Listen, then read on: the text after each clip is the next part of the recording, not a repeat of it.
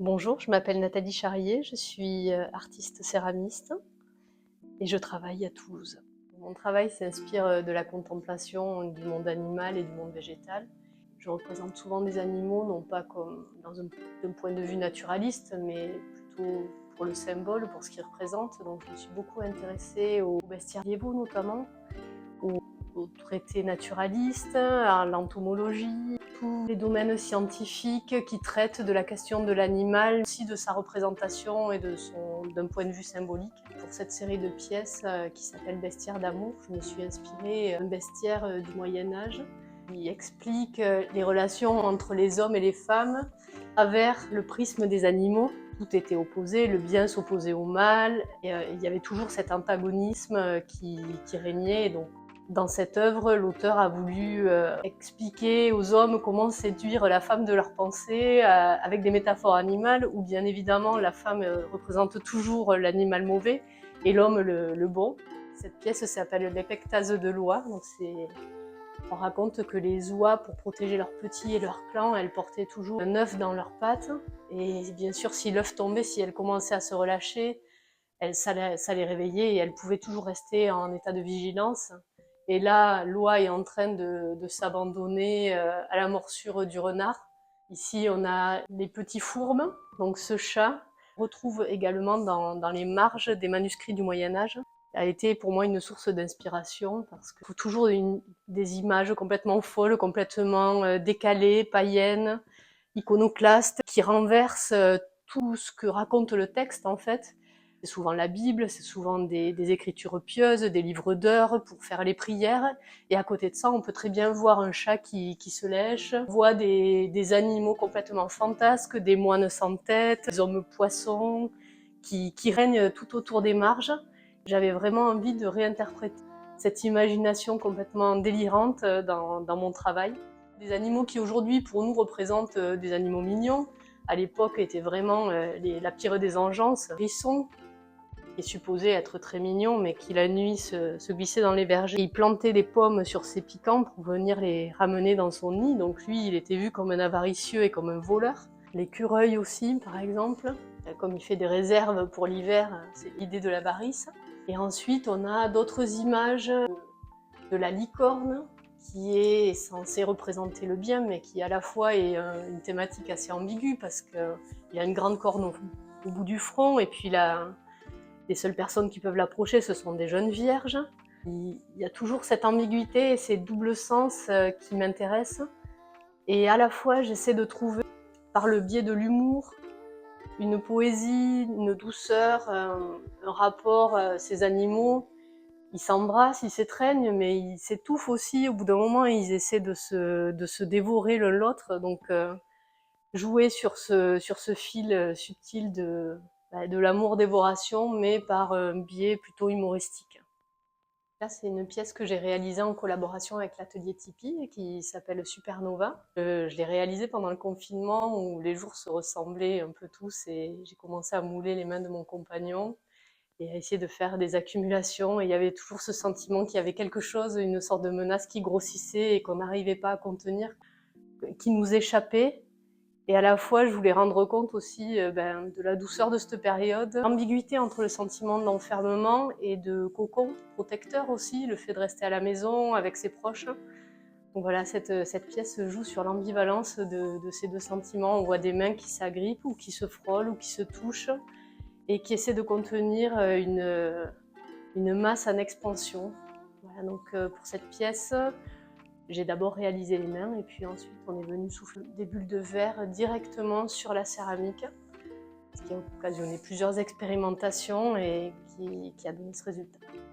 Comme les bestiaires médiévaux, je m'intéresse aussi aux mythologies et en particulier la mythologie grecque, la figure des héros, des dieux, de ces personnages anthropomorphes qui souvent hybrident des animaux, des hommes, des végétaux.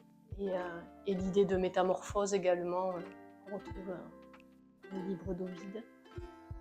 Donc pour cette série de pièces, je me suis inspirée des cadres entomologiques.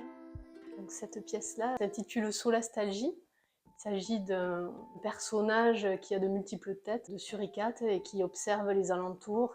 On peut se demander pourquoi il fait le guet, est-ce qu'il a quelque chose à protéger? Et en s'approchant, on voit que l'intérieur de la roche sur laquelle il est juché est percé d'œilletons. On peut regarder à l'intérieur des œilletons et voir un arbre avec des ramures d'or. Donc solastalgie, ça signifie, en fait, c'est la nostalgie des territoires qu'on a connus dans notre enfance ou par le passé et qu'on a perdus. Pour moi, c'était un arbre dans la campagne dans laquelle j'habitais et qui a été remplacé aujourd'hui par des bâtiments agricoles. Donc ce sentiment de perte, d'insécurité face à un monde qui change et des territoires qui se modifient, et l'image des suricates qui sont des guetteurs, qui à la fois ils regardent au loin, mais tout ce qu'ils ont perdu, ça se passe sous leurs pieds. Voilà, cette idée m'intéressait. Puis je travaille en ce moment sur un projet d'installation pour les archives départementales des Hautes-Pyrénées. J'ai porté un concours de 1% artistique et je vais proposer de réaliser une installation qui sera en suspension dans le bâtiment des archives, dans une verrière qui culmine à 13 000 de haut. Donc voici le bâtiment des archives départementales des Hautes-Pyrénées qui est en train d'être construit à Tarbes.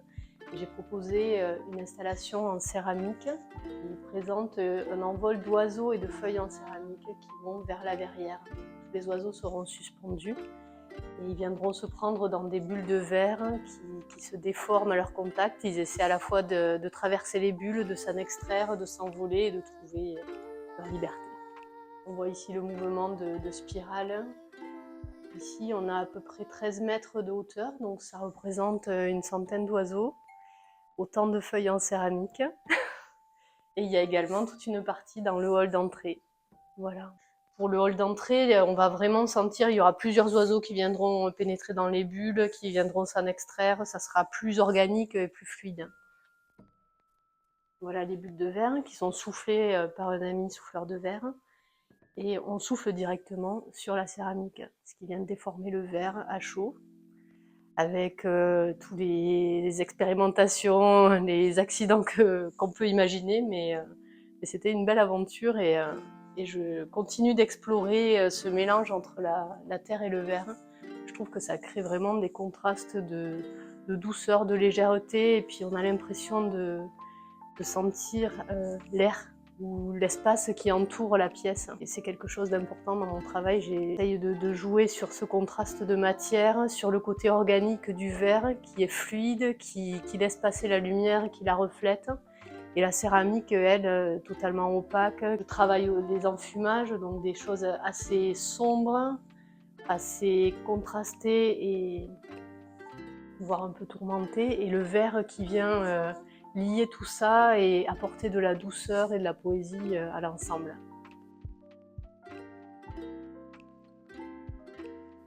Donc pour l'instant, mon atelier ressemble à une immense volière.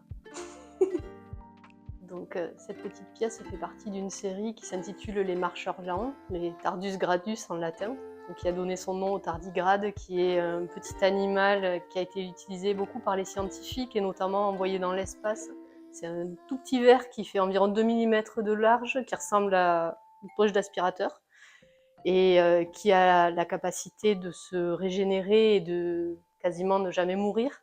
Il fait partie de la famille des extrémophiles, c'est-à-dire qu'il peut vivre sans eau, sans oxygène. Il se met dans un état de dessiccation et puis le jour où il retrouve des conditions de vie acceptables, il revit et il peut tenir comme ça pendant des centaines d'années. Donc pour moi, c'était un genre d'icône de la résistance. J'y voyais une figure presque pop de la résilience à l'heure du changement climatique, de tout ce qui nous fait face et qu'on a peur d'affronter des fois.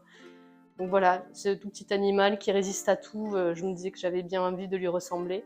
Donc j'en ai fait une soixantaine qui font partie d'une installation, et puis j'en ai réalisé un plus grand qui fait 1,20 m de large et qui tient suspendu par des cordes comme une épée de Damoclès et qui menace de s'écrouler sur les petits. Voilà, j'essaie toujours de trouver une tension dans l'installation entre à la fois la fragilité de ces pièces en porcelaine et ce gros tardigrade qui lui pour le coup est noir, très massif et qui est là juste au-dessus, qui semble flotter mais qui représente aussi une menace. Il est parti hier soir en cuisson, évidemment.